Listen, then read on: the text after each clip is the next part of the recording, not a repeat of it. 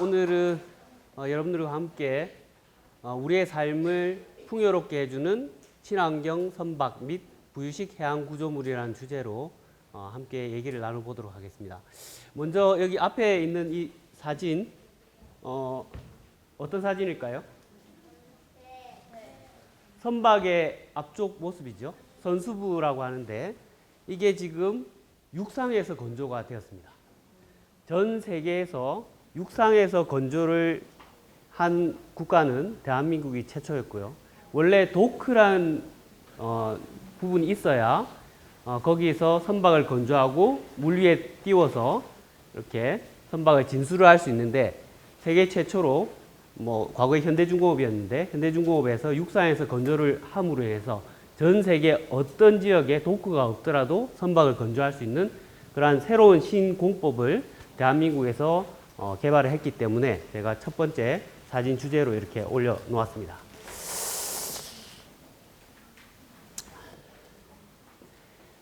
방금 전에도 얘기가 소개를 해주셨는데 세계 최고의 기술력을 현재 가지고 있습니다. 대한민국이. 그래서 소위 말하는 K조선이라는 타이틀로 전 세계에서 많은 선박을 대한민국 조선소에 발주를 하고 있고 그래서 세계 최고의 기술을 또한 보유를 하고 있습니다.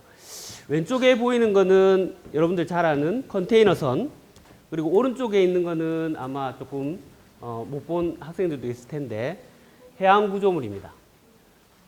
석유 혹은 가스를 시추하기 위해서 해저에 있는 유정을 뚫기 위해서 이렇게 구조물 리그라고 하는데 이런 해양 구조물들이 있어요. 그러면 이러한 것들이 어떤 곳에 필요한지 한번 같이 살펴보도록 하겠습니다. 먼저 여러분들한테 제가 선물을 주려고 조금 준비를 했는데 질문을 하나 드려볼까요? 여기 질문인데 배는 왜 필요할까요? 저쪽 끝에. 이동하기 위해서 필요하다. 예, 일단 요거 선물 하나 받아가세요. 선박에 있어서 이동성 굉장히 중요한 부분입니다. 네. 또 다른 친구 한번 볼까요? 여기 여학생.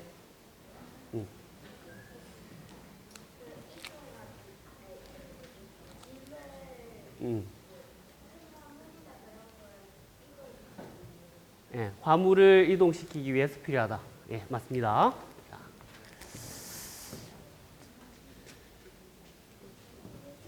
또 나중에 또 다른 질문을 드릴게요. 일단 진행을 해야 되니까. 자, 여기에 이제 학생들뿐만 아니라 학부모님도 오셨는데요. 보니까 여러분들 그 해외 직접 구매를 위해서 인터넷을 통해서 소위 말하는 직구를 하실 텐데 그러면은 컨테이너를 싣고 오는 선박에 실려서 이렇게 우리가 주문한 물건들이 옵니다. 엄청나게 큰 규모의 선박인데요. 크기가 한 300에서 400m. 저기 위에 올라가는 컨테이너의 개수가 과연 한 몇 개쯤 될까요? 요거는 질문은 아니고 그냥 언뜻 봐서는 수백 개, 많으면 수천 개, 그 정도 생각을 하실 텐데 최고 많이 실을 수 있는 게 현재는 한 24,000개 정도 됩니다. 상상이 안 가실 텐데요. 제가 직접 사진을 찍어서 세어봤습니다. 단면을. 저도 이걸 전공을 했지만 저기에 도대체 24,000개나 되는 컨테이너가 실릴까? 실제로 실립니다. 여기 북항에 가다가 보시면은 오른쪽에 이런 컨테이너 선박들이 많이 있는데 실제로 사진을 찍어 세어보면 그만큼 들어갑니다. 일반 선박과는 달리 컨테이너선은 선박 데크라고 하는 위쪽 상부 부분 말고 아래쪽에도 배 하부에도 다 컨테이너가 들어가기 때문에 엄청나게 많은 양의 컨테이너를 실을 수가 있어요. 또 배가 또 왜 필요할까요? 여러분들 크루즈 여행을 한번 꿈꿔보신 적이 있을까요? 네. 아주 화려하게 내부 구조가 되어 있는 선박입니다. 저기서는 수영장도 있고요. 저도 뭐 크루즈 선박을 타보지는 않았지만 실제 운항하는 거는 근접해서 본 적이 있습니다. 어마어마하게 규모가 크고요. 저랑 크루즈 선박을 타고 세계 여행을 하는 거를 한번 상상해 보시면은 즐거운 시간을 보낼 수 있을 겁니다. 그런데 문제가 있었어요. 과거에 우리가 운항하는 선박들은 디젤 엔진을 써서 이렇게 운항을 했습니다. 그러다 보니까 선박에서도 아까도 좀 전에 강의해 주셨던 분이 탄소 중립이라는 얘기를 하셨는데 탄소 배출을 많이 하는 그러한 연료를 쓰거나 엔진을 사용할 경우에는 지구온난화 문제가 있었습니다. 그런데 지구온난화의 문제에 선박이 주요 원인 중에 하나로 지목을 받았습니다. 그래서 과연 그게 어느 정도 신뢰가 가는 상황일까요? 이 사진을 보시면은 AI가 상상을 해서 그린 거일 것으로 생각하는 분들도 있어요. 그러나 실제로 운항 중인 선박을 찍은 사진입니다. 연근해에서는 이만큼 탄소가 많이 들어있는 석스, 넉스라고 하는 질소 그리고 황산화물인데 저러한 배기가스가 배출되지 않습니다. 왜냐하면 조금 적게 배출하는 편이에요. 연안에서는. 그런데 멀리 원해로 나가게 되면은 저렇게 실제로 배출을 합니다. 그래서 여기 보면은 전체 수송 부문에서 배출되는 항공기라든지 자동차라든지 그리고 철도라든지 수송 부분에서 배출되는 황산화물의 약 90%가 선박에서 나오는 것이었어요. 그래서 저거를 심각하게 생각하고 있지 않다가 최근에 와서 지구온난화 문제가 크게 불거지면서 그렇게 문제를 발견하고 개선하려고 노력하기 시작했습니다. 그러면 우리 친환경 선박은 무엇일까요? 친환경으로 이제 돌아와서 선박을 건조를 하기 시작을 했는데 조금 시간을 줄이게 해서 제가 바로 진행하도록 하겠습니다. 친환경 선박은 영어로는 그린십, 여러분들 많이 들어보셨을 텐데 에코 프렌들리, 환경에 아주 친숙하게 이렇게 하는 선박을 친환경 선박이라고 합니다. 그런데 친환경 선박의 범주가 워낙에 많기 때문에 몇 가지 정의를 해 놓았습니다. 친환경 선박에 속하는 선박과 속하지 않는 선박을 구분할 필요가 있기 때문에 그래서 여기 한국해양교통안전공단에서 이와 같이 여러 가지를 해 놓았는데 그 중에 뭐 한두 가지 정도 살펴보면 일단 기본적으로는 해양 오염을 저감시키는 그러한 기술이 적용돼야 됩니다. 그러면 저러한 기술들에는 어떤 것들이 있는지 살펴보면 먼저 친환경적인 에너지, 즉 LNG와 같은 탄소 배출이 상대적으로 적은 혹은 액화수소 같이 탄소 배출이 전혀 없는 그러한 에너지를 동력원으로 쓰는 선박을 친환경 선박이라고 정의를 했습니다. 그리고 전기 추진 선박, 전기를 사용하게 되면 모터를 구동해서 이제 프로펠러를 돌려서 나아가게 되는데 그러한 전기 추진 선박은 당연히 탄소 배출이 없겠죠. 그런 선박들. 그리고 연료 전지, 여기는 수소를, 액화수소를 화학 반응을 일으켜서 전기를 만들어서 나아가는 선박인데 그러한 연료전지 추진 선박을 친환경 선박으로 분류를 했습니다. 그 외에도 이러한 컨테이너선 혹은 뭐 유사한 일반 상선들이 탄소 배출을 적게 하기 위한 아까 얘기 드렸던 저감하는 기술을 적용했을 경우에는 친환경 선박으로 분류가 됩니다. 먼저 대표적인 선박이 LNG 선박 혹은 LNG 추진 선박인데요. 전 세계 LNG 선박 발주량의 거의 대부분을 대한민국 조선소에서 건조했습니다. 현대중공업 그리고 삼성중공업, 지금은 하나오션, 그 세 개 대형 조선소가 거의 대부분의 선박, LNG 선박을 건조했습니다. 왜냐하면 LNG 선박 같은 경우에는 마이너스 163도에 이르는 액화 천연가스를 운송할 수 있는 화물창을 건조를 해야 되고 만들어야 되고 그래서 또 운항에 잘 적용해야 되기 때문에 굉장히 어려운 부분이기 때문에 기술적으로 상당히 높은 기술을 요하는 그러한 선박 건조 방법이 있습니다. 그래서 오른쪽에 보면 이러한 LNG 연료를 이용해서 추진해 활용하는 그러한 선박이 됩니다. 그래서 과거에는 LNG를 운송하는데 집중적으로 관심이 있었다면 지금은 LNG 연료를 이용해서 탄소 배출을 최소로 하는 저러한 선박들을 만들고 있습니다. 여기서부터는 조금 익숙하지 않은 선박들이 나올 텐데요. 암모니아 가스 여러분들 학교에서 맡아봤습니까? 냄새? 굉장히 독성이 있는 가스죠. 냄새도 많이 나고. 그런데 그 암모니아를 직접 태우거나 암모니아의 화학 반응을 일으켜서 선박을 추진하게 되면 탄소 배출이 거의 나지 않습니다. 그래서 암모니아로 가는 그러한 선박을 개발하고 있는 추세고요. 또 원자력 발전. 여러분들 여기 기장 저쪽에 가면 원자력 발전소 있죠. 그 원자력 발전을 이용하면은 아주 큰 힘을 파워를 낼 수가 있습니다. 그래서 초대형 컨테이너선 이런 선박, 그리고 지금도 사용하고 있는 것은 미국 항공모함 에어크래프트 캐리어, 굉장히 많은 항공기들을 전투할 수 있는 항공기들을 선박에 싣고 운하하는 그러한 큰 그 선박은 지금도 이미 원자를 이용해서 추진을 하고 있습니다. 그것을 조금 응용해서 현대중공업에서는 이렇게 컨테이너선에 적용을 해서 친환경 선박의 미래형 선박으로 이렇게 만들려고 하고 있습니다. 앞서 말씀드렸던 수소 연료 전지를 이용한 선박. 왼쪽에 보이면 모양 자체가 조금 미래형의 디자인을 가지고 있는 그러한 선박 형태라서 아마 딱 봤을 때 조금 특이한 그러한 모습을 볼 수 있을 텐데 한국 성급에서 현재 만들고 있는, 개발하고 있는 수소 연료 전지 추진 선박입니다. 오른쪽에 있는 선박은 여러분들이 곧 타보실 수 있는 선박입니다. 울산에 가시면은 태화호라고 있는데 이제 시험 운항 중에 있고요. 이 선박이 전기로 가는 선박입니다. 크기는 한 200m 조금 그 근처에 있는 선박인데 최첨단 장비가 다 탑재되어 있어서 거의 자율 운항에 가까운 그러한 운항을 할 수가 있어요. 그래서 여러분들이 이 시험 운항이 끝나면은 직접 탑승을 해서 즐겨볼 수 있는, 고래도 만나러 갈 수 있는 그러한 선박입니다. 지금까지 친환경 선박에 대해서 조금 얘기를 드렸는데요. 크게 두 가지 키워드가 이 조선해양산업에 있습니다. 하나는 방금 말씀드렸던 친환경이라고 하는 키워드고요. 또 다른 하나는 스마트입니다. 스마트는 뭐 여러 가지 의미들을 내포하고 있는데요.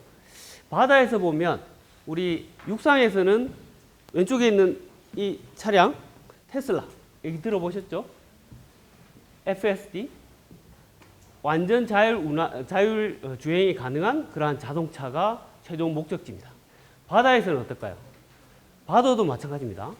선박이 현재는 운항을 위해서는 원격 통제도 하지만 실제로 선원이 탑승을 해서 고장이라든지 운항에 직접적으로 관여를 합니다. 그런데 미래에는 그러한 선원이 탑승을 하지 않고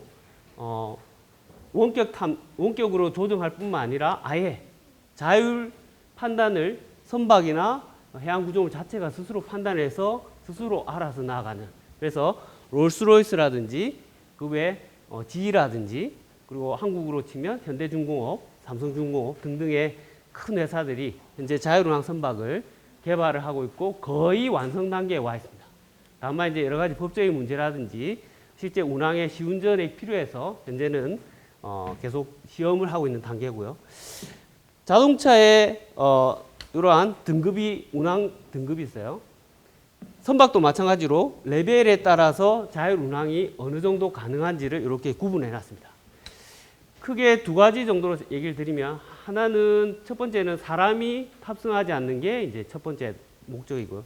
두 번째 단계의 목적은, 최종 목적은 완전히 방금 말씀드렸던 스스로 어떤 물체를 탐지를 하거나 마주오고 있는 선박, 이런 것들을 보게 되면 피해서 옆에 실제 더 안전하게 운항할 수 있는, 스스로 판단해서 나아갈 수 있는 그러한 선박이 되겠습니다. 그러면 저는 어떤 연구를 하고 있을까요? 먼저 여기 영상을 한번 볼까요?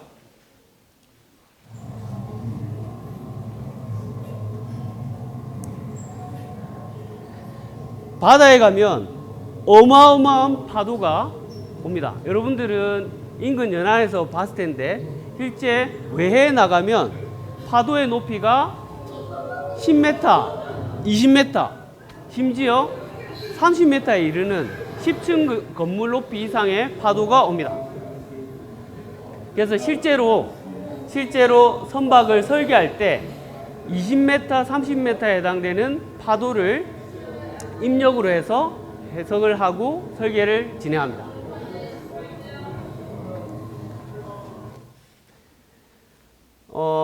오른쪽에 보시면 사고 사례입니다. 우리가 발주한, 직구를 통해서 발주한 컨테이너선에 실려서 와야 될 물건이 오다가 유실돼 버린 거예요. 아까 봤던 그러한 큰 파도를 만나서 도착하고 났더니 이런 상태입니다. 이게 간혹 있느냐? 아닙니다. 보기보다 많이 있습니다. 다만 우리에게 일일이 알려주지 않을 뿐이에요. 매년 한 1600개 이상의 저러한 컨테이너들이 유실되는 사고를 맞이합니다. 그래서 그러면 저러한 컨테이너 유실 사고가 왜 일어날까 하는 것을 파악하는 게 제가 하고 있는 연구의 한 분야입니다. 조금 이따가 다른 내용 조금 더 상세하게 설명을 드릴 텐데, 아까 봤던 왼쪽에 저런 배기가스 장치에서 나오는 배기가스를 조금 정화할 수 있는 방법을 연구를 좀 해서 제가 발표를 했더니 저렇게 상을 주더군요. 그래서 네.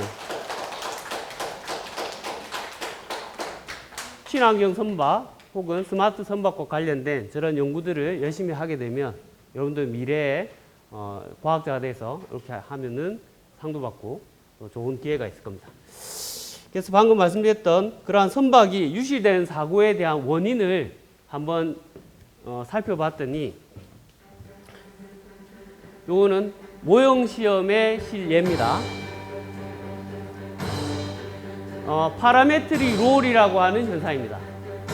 여러분들에게는 아주 친숙하지 않을 수 있는데 소리가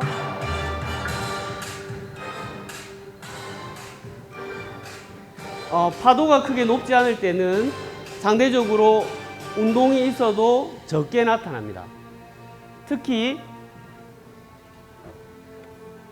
우리가 상식적으로 배가 이렇게 나아갈 때 선수 쪽 앞쪽에서 파도가 정확하게 정면에서 오면 측면으로 일어나는 운동은 발생할 수가 없습니다.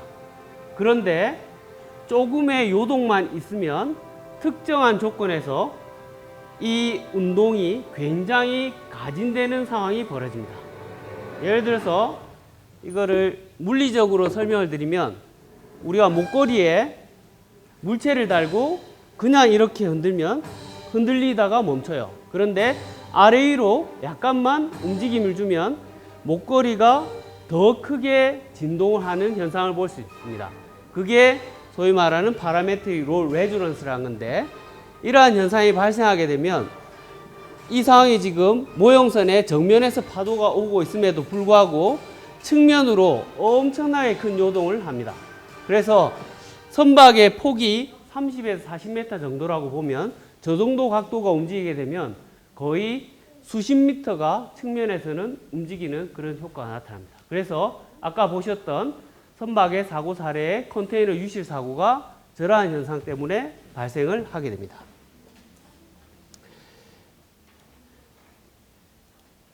그래서 아까 말씀드렸던 여기서 제가 하고 있는 연구는 지금 컴퓨터가 조금 느려서 그런데 그 현상을 방금 봤던 모형선 실험 현상 상황을 컴퓨터로 이렇게 시뮬레이션을 해서 여기에는 소위 말하는 슈퍼컴퓨터가 쓰입니다. 엄청나게 성능이 좋은 컴퓨터를 이용해서 계산을 수행하면 왼쪽에 보이는 것처럼 아까 우리 봤던 거와 똑같죠. 모형선에서 일어났던 그 상황이 이런 컴퓨터상에서 시뮬레이션을 통해서 정확하게 구현이 되고, 여기 아래쪽에 보면 아까 말씀드렸던 파란색이 선박이 이렇게 측면으로 움직이는 각도입니다. 보통은 첫 번째 있는 이 그래프처럼 시간이 흐름에 따라서 줄어들어야 정상인데 이러한 상황에서는 시간의 흐름에 따라서 증폭되어서 선박이 거의 전복되기 일보 직전까지 가는 그런 상황이 벌어지고, 그래서 제가 연구하고 제안했던 방법은 이러한 위험한 파랑 환경, 즉 파도의 환경 조건을 확인을 해서 운항을 이 조건에서는 하지 않도록 혹은 피해갈 수 있도록 제시하는 게 제가 했던 연구의 예가 되겠습니다.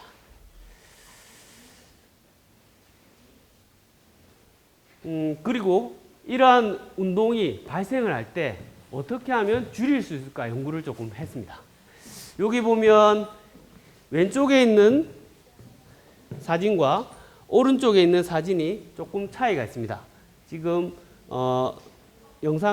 얘는 아까 영상을 틀어보니까 조금 코덱이 없어서 안 맞던데, 오른쪽에 거는 이러한 사각형 탱크, 육면체 탱크에 물을 조금 채워서 얘 운동을 특별히 줄일 수 있는 방법을 개발을 했습니다. 그래서 저러한 방법을 적용을 하면 아까 봤던 그 운동이 이렇게 급격하게 줄어들 수가 있어요.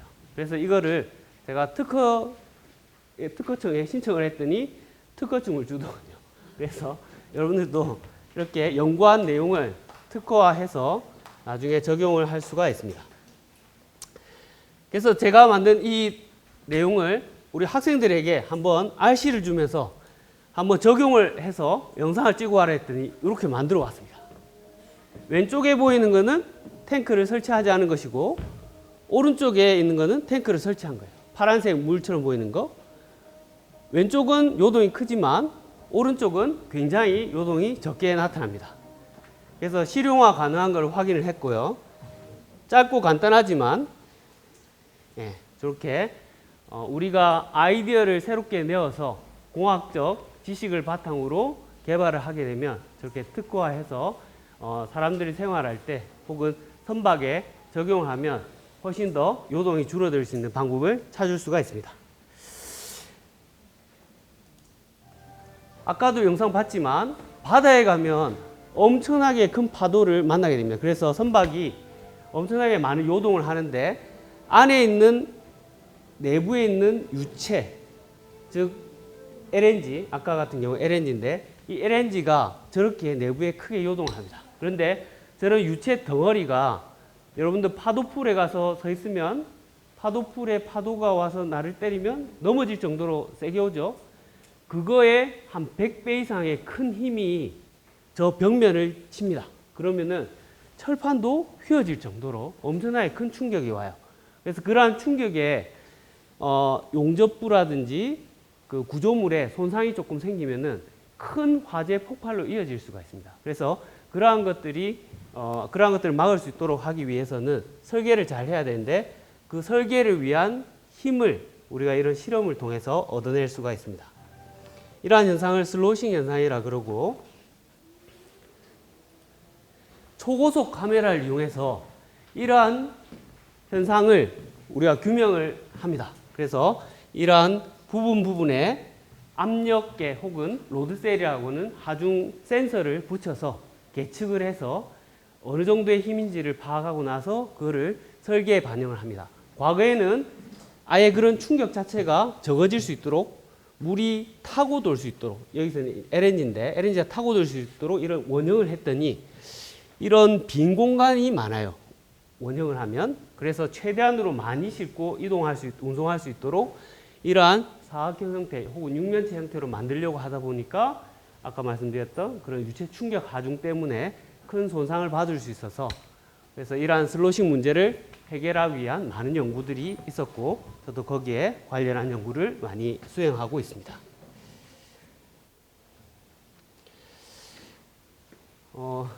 여기서 이제 하나 더 말씀드리고 싶은 거는 우리가 아까 봤던 그러한 LNG 선박을 한 척을 건조하면 프랑스에 100억을 그냥 줍니다. 왜냐하면 프랑스에서 이 LNG 화물창에 관한 특허를 가지고 있기 때문에 일은 대한민국 조선소에서 하고 그 수익의 상당 부분은 프랑스 GTT라고 하는 회사로 보내주게 됩니다. 그래서 우리나라에서 100척을 건조를 하면 100억 곱하기 100이 됩니다. 그래서 어마어마한 금액이 다른 선진국이긴 하지만 프랑스로 넘어가야 됩니다. 그래서 국내 조선 3사에서 이러한 문제점들을 극복하기 위해서 국가에서 지원을 하고 해서 개발을 많이 하고 애를 쓰고 있습니다만 아직까지는 특화되지는 못했고 많은 노력들이 지금도 진행되고 있습니다.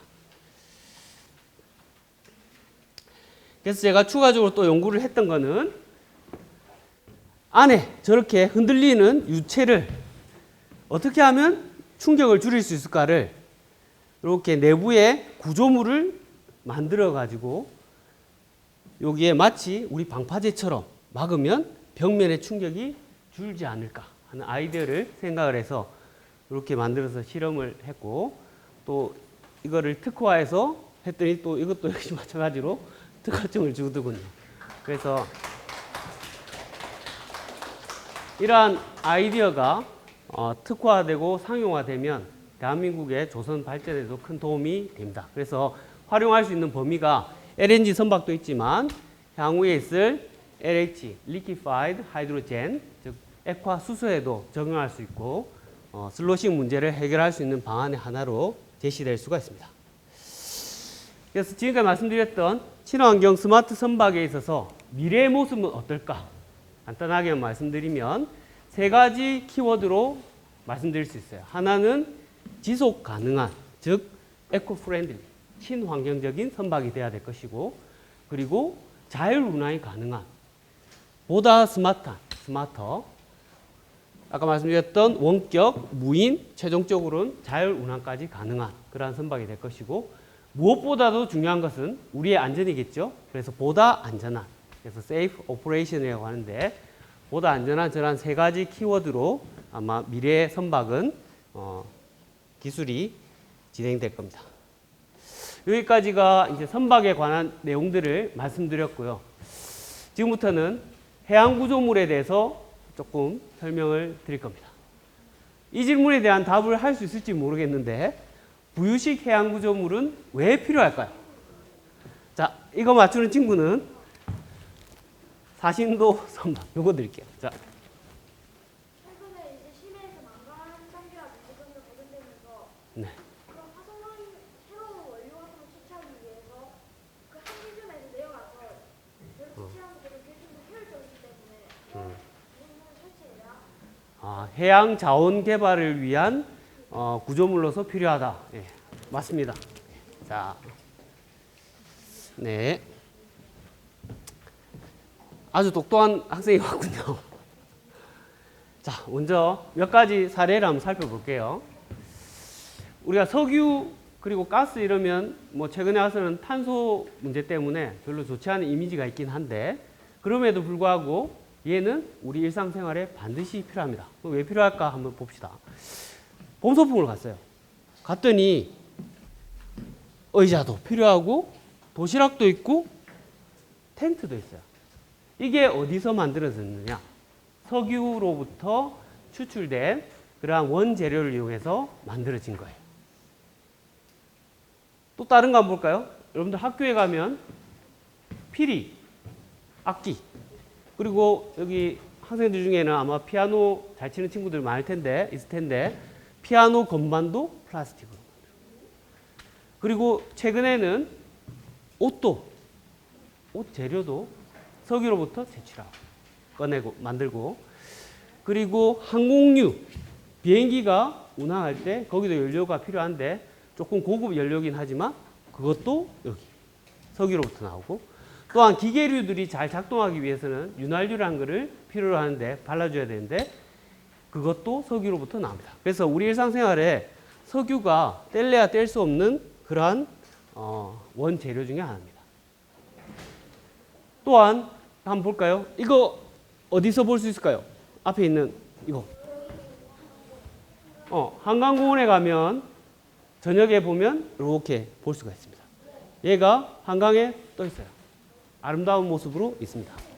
그래서 플로팅, 즉 물 위에 떠 있는 건축물입니다. 저기서 저녁 시간을 보내면 즐겁겠죠? 또한 자, 이건 뭘까요? 해상 호텔입니다. 해운대 가면 여러 호텔들이 있지만 그 호텔들이 바다 한가운데에 있다고 한번 생각해 보세요. 낭만과 즐거움이 또 있을 수 있을 겁니다. 친환경이 키워드라고 여러 차례 얘기를 드렸는데, 자, 이건 뭘까요, 이거? 풍력발전기입니다. 풍력발전기인데, 풍력발전기가 돌아가면 윙윙 하는 소리가 나요. 그래서 육상에 있으면은 주변에 있는 사시는 분들이 조금 어려움이 있고, 심지어 산에 있는 동물들도 이런 소음을 별로 안 좋아합니다. 그래서 어디로 보내야 될까요? 바다로 보내면 사람이 영향을 좀 덜 받겠죠. 그래서 바다에다 가고 싶은데, 수심이 가까운 곳에는 고정식 이렇게 해저에 파일을 설치를 해서 저렇게 하고, 육상에부터 굉장히 먼 지역은 수심이 굉장히 깊습니다. 500m, 1000m 굉장히 깊어요. 그러면은 이렇게 물 위에 띄어서, 즉 부유식으로 만들어서 이렇게 설치를 합니다. 또 뭐 있을까요? 앞서도 얘기했었던 원자력 발전의 응용 분야 중에 하나로 저런 원자력 발전을 원에서 선박의 형태로 혹은 해양 구조물 형태로 해서 저렇게 발전을 해서 그 전기를 우리가 사용할 수 있도록, 예를 들면 먼 거리에 있는 섬 혹은 자그마한 섬 같은 경우에 저렇게 원자력 발전을 이용해서 그쪽 지역에 있는 전기를 공급을 하기도 합니다.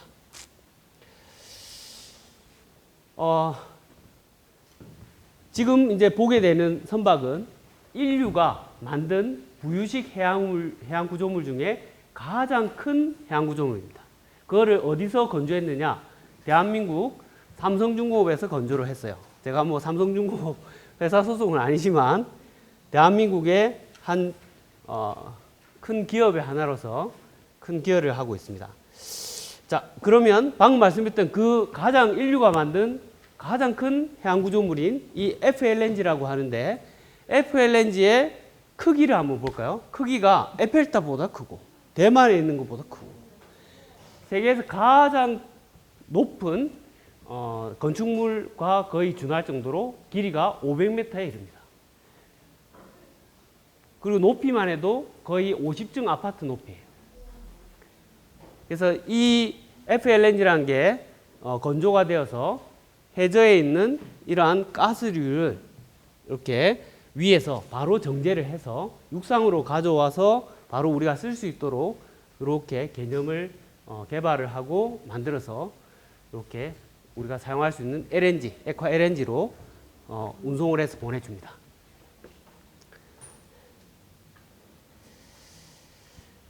또 다른 무의식 해양 구조물로서 드릴십이라는 게 있습니다. 아까 자원 개발을 위해서 아까 여기 학생이 망간 단계 얘기를 잠깐 했었는데, 여기서는 해저에 있는 유정을 석유나 가스를 채취하기 위해서는 구멍을 뚫어야 됩니다. 해저에 있는 구멍을. 그런데 수심 1000m 혹은 그보다 더 깊은 곳에 있는 유정에 구멍을 뚫기 위해서는 선박이 혹은 해양 구조물이 그 물 위에 그대로 바다 위에 자기 자리에 위치 유지를 하면서 잘 뚫어야 됩니다. 막 움직이고 하면은 작업이 안 되겠죠.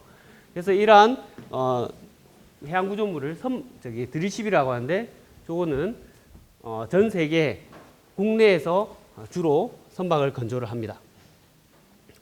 그럼 제가 아는 이러한 부유식 해양 구조물에 있어서 연구 분야는 무엇일까요? 자, 한번 볼까요? 이 영상은 아까 조금 전에 봤던 드릴십의 가운데 부분에 해저에 구멍을 뚫기 위한 이러한 라이저라는 건데, 라이저가 내려가서 작업을 하는 그러한 구조입니다. 근데 여기 안에 바깥의 주변의 해상 상태가 굉장히 온화함에도 불구하고 안에는 엄청나게 큰 요동이 쳐요. 그래서 이러한 요동들이 유체의 움직임이 사람들의 안전에, 특히 작업자들의 안전에 엄청난 위험 요소가 됩니다. 그래서 저 위험 요소를 줄여주기 위해서 유동을 줄일 수 있는 방안을 연구를 많이 했습니다. 그래서 보면 외국의 네덜란드의 마린이라는 곳에서는 주제를 문풀 미스테리를 했어요. 저기서 일어나는 현상을 도저히 자기들도 알 수가 없는 거예요. 왜 이게 일어나는지 일어나는 원인이 뭔지 방금 얘기했던, 그래서 그걸 줄이기 위해서는 어떻게 해야 되는지 모르는 거예요. 그러기 위해서는 우리 공학자들, 과학자들이 먼저 현상을 정확하게 재현을 해야 됩니다. 그래서 실험을 통해서 혹은 수치 해석을 통해서 시뮬레이션을 통해서 이렇게 규명을 하고 이걸 줄이기 위한 방안으로서 안에 내부 구조물을 엄청나게 많은 방법으로 아까 말씀드렸던 슈퍼컴퓨터를 이용해서 계산을 하고 예측을 하고 그래서 모델을 개발하고 줄이려고 하는 노력을 많이 합니다.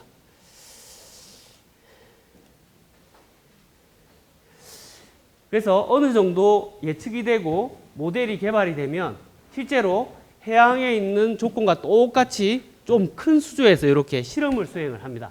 그래서 실제 적용 가능한 수준까지인지를 확인을 하고 개발에 실제 선박에 적용할 수 있는 수준으로 만들어 나갑니다. 그래서 원래 여기 우측에 아래쪽에 보면 저 파도가 실제로는 한 15m, 20m 되는 큰 파도예요. 그래서 내부에 유체가 막 넘쳐 흐르던 것이 지금은 조금 줄어든 그러한 상황을 볼 수가 있습니다. 그래서 아까 봤던 영상에 물이 벽에 부딪히고 스플래시라고 하는데 물 덩어리들이 막 퍼져나가는 게 보였는데 그것을 최근에는 모션 플랫폼이라고 하는 왼쪽에 있는 이 실험 장비를 이용해서 똑같은 상황을 구현을 한 다음에 이와 같이 오른쪽에 여기에 센서를 달아서 저 유체가 얼마만큼 큰 힘을 주는지를 계측을 합니다. 그래서 시그널을 보면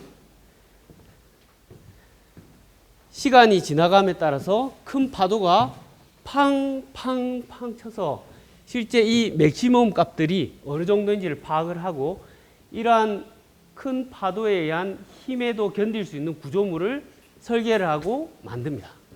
그래서 이러한 과정을 실제로 연구소에 혹은 학교에 계신 분들이 많은 연구를 합니다. 해양 구조물 여러 가지 있는 거 방금 보셨죠?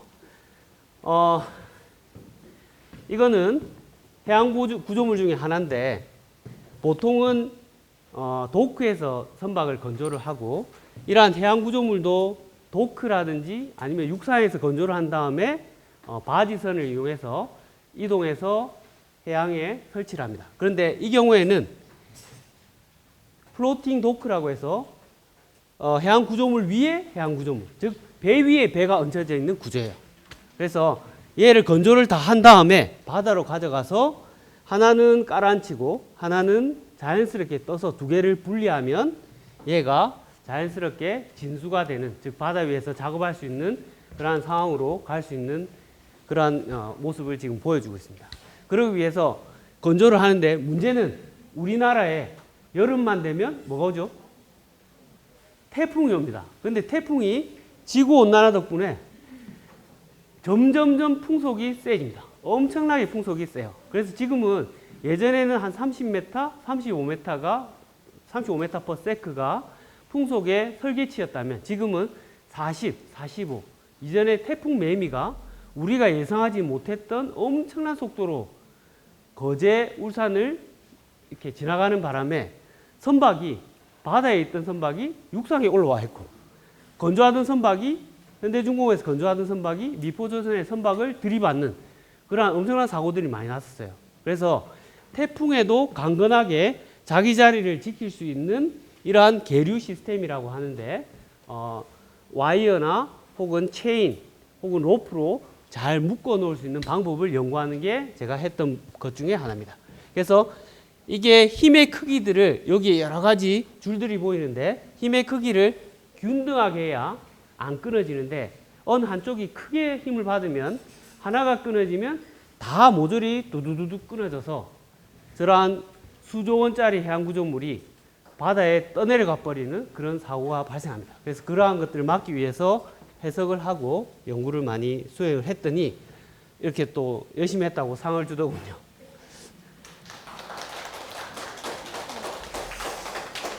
그래서 여기 보이는 이 붉은색으로 된 해양 구조물이 앞서도 여러 차례 얘기 드렸지만 전 세계에서 인류가 만든 해양 구조물 중에 가장 큰 그러한 해양 구조물이고, 여러분들이 집에서 가스 사용할 때 나오는 그 LNG를 정제하고 운송할 때 보내는 그러한 해양 구조물입니다.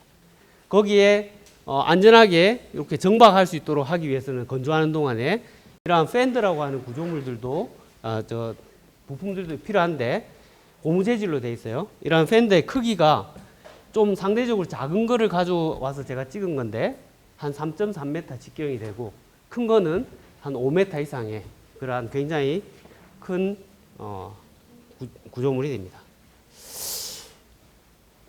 아래쪽에 막대 그래프가 엄청나게 많죠. 태풍이 오면 평소에 몇 줄 안 되던 이러한 계류 라인들이 태풍이 오면 이만큼 묶어야 됩니다.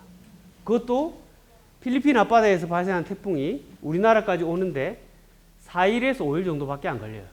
예전에는 그보다 좀 더 오래 걸렸다 그러던데 빨리 오는 거는 그래요. 그러다 보니까 얘가 5조, 6조 이렇게 되는 엄청나게 고가의 해양 구조물인데 떠내려가면 큰일 나겠죠. 그래서 단기간에 이동해서 콘크리트 암벽에 이동해서 이렇게 줄을 묶어줘야 됩니다. 그것도 사람이 일일이 다 못하기 때문에 로프 마스터라고 하는 장비들이 가서 줄을 이렇게 잘 묶습니다. 그래서 줄을 묶는데 막무가내로 묶는다고 해결되지 않아요.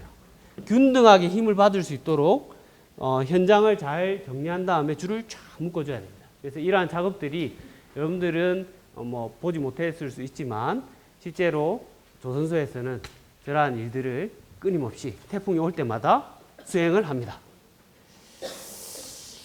그래서 여기까지가 제가 했던 건데, 이렇게 했더니 세계 3대 인명사전에 제 이름을 올려주더군요.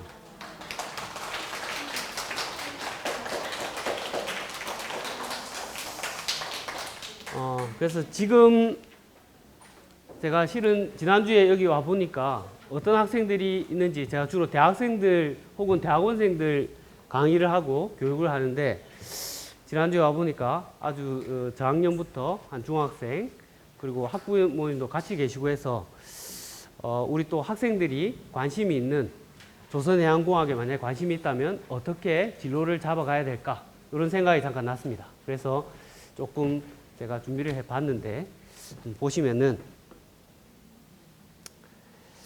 조선해양공학자, 뭐 공부를 계속해서 석사, 박사 이렇게 공부를 하시면 뭐 유학을 갔다 오든 국내에서 하든 저처럼 이제 학교에 올 수도 있고, 조선소에 보면 우리나라 조선소는 상대적으로 크고 잘 갖춰져 있어요. 그래서 연구소가 다 있습니다. 그 연구소 중에는 아까 해양공학 수조가 있는 크리소라고 하는 국책연구소가 있고요.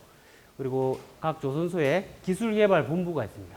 그래서 여러분들이 조선 선박 건조 그리고 해양 구조물 건조에 설계 건조에 관심이 있다 그러면 그런 것들을 지금부터 관심을 갖고 조금씩 찾아보면 되고, 설계하는 부분이 있고요. 그리고 생산하고 품질을 관리하는 그러한 부서들이 또 있습니다. 그래서 그쪽 분야의 생산성 향상을 위해서 학생들이 할 수 있는 공부를 조금 해서 어떻게 하면 좀 더 생산성 높은 그러한 설계 과정 만들 수 있을지 한번 생각해 보면 좋을 것 같습니다.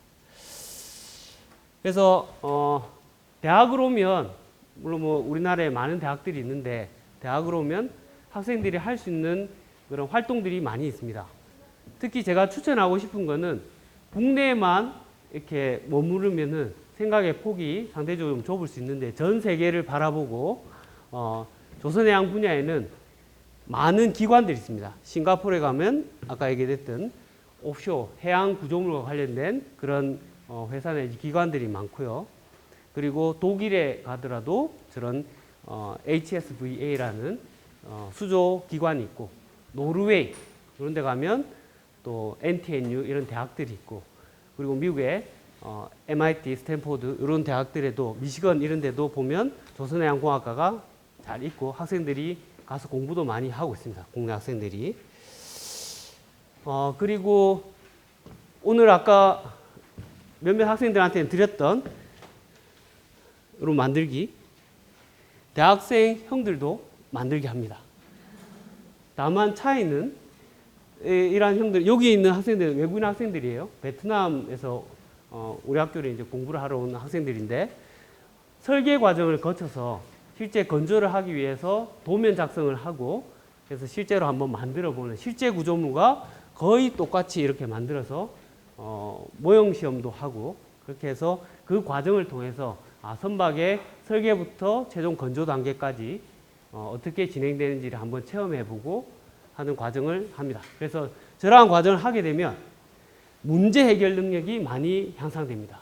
그래서 어떠한 어려움이 오더라도 문제를 잘 파악을 해서 이 문제를 해결하기 위해서는 어떻게 해야 되는지에 대한 방향을 잘 설정할 수가 있어요. 그래서 한 번도 안 해본 학생보다는 저러한 경험들을 캡스톤 디자인이라고 우리가 부르는데 저러한 경험들을 한번 해보면 많은 도움이 됩니다. 그리고 뭐 대학에 가면 요트 동아리도 또 있어요. 그래서 우리 학생들 보니까 이렇게 요트 타고 노는 거 굉장히 좋아하는데 실제로도 한번 타보고 선박의 운동이 이 정도 파도에서 이렇게 운동을 하구나 하는 것도 한번 경험해 보면 좋은 경험이 될 겁니다. 예. 그래서 여기까지 해서 마지막 끝으로 다시 한번 K조선해양 얘기를 드리면은 대한민국에 있는 선박과 관련된 회사들, 특히 큰 기업들은 현대중공업 비롯해서 하나오션 이런 회사들은 초인류 기업입니다. 전 세계에서 부러워하는 아주 고도의 기술력과 건조 능력을 가지고 있는 그러한 회사들입니다. 그래서 여러분들도 큰 꿈을 갖고 조선해양 분야에 관심이 있다 그러면 공부를 해서 이런데 취업도 하시고 공부도 계속 하시면은 좋은 기회가 많이 있을 걸로 생각합니다. 여기까지 해서 제 오늘 강의는 마치도록 하겠습니다.